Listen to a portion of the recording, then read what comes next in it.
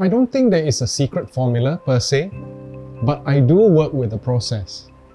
And normally for me, it works like this, it's whatever marketing problem is at hand, I like to do information gathering. So as much information as I have will be very helpful for me, because then I get to kind of see it from a helicopter perspective. Oh, I see, these are all the information that I have.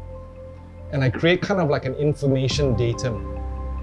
Also, you map it against competitors, you map it against the environment that you're operating in, of course, market forces.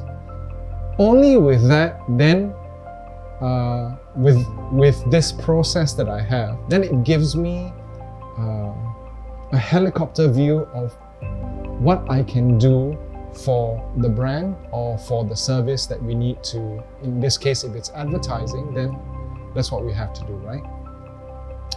Only with that, then can I explore the field of and to be a little bit fearless within the scope of, okay, maybe we should do this, maybe we should do that, and try and stretch the boundaries of finding a solution that fits into this problem. Only then I think, when you match these two things together, then you get a wonderful idea. Firstly, I'm going to say this, it's not too different from what Hua spoke about. I'll just probably, flesh it out slightly more, because I look at things as an expert. That's the nature of what I do. So I need to be able to articulate every single step so that it makes sense to clients. That's the business I am in. To me, the first step is this, to the creative process. It is what I call intention. What do you mean by intention? Intention is, what do you intend to do? What do you intend to solve? What do you intend to create, right? So that's what I call the first step of the process, and that is defining the intention, right?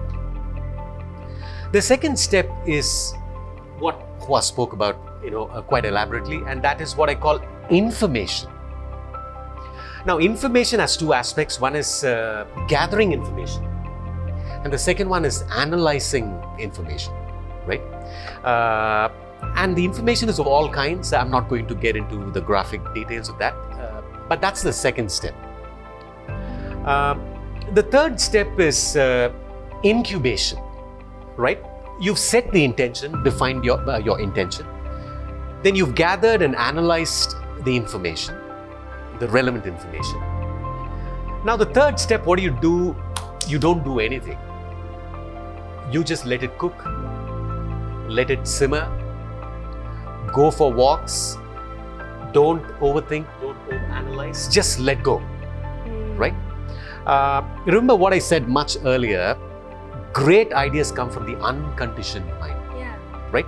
Information by definition is conditional, right? So you soak yourself in the information and then let go. That is the incubation process, right? The next step is the inspiration, right? You can also call it the insight or the information, where all this is cooking in your subconscious, unconscious, or whatever you call it, and then boom, you get a couple of thoughts, ideas, solutions, images, visuals, because you have this inspiration, this great idea. Now, how do you make this idea work? How do you sell it through? How do you make it happen? How do you see it through? How do you commercialize it, monetize it?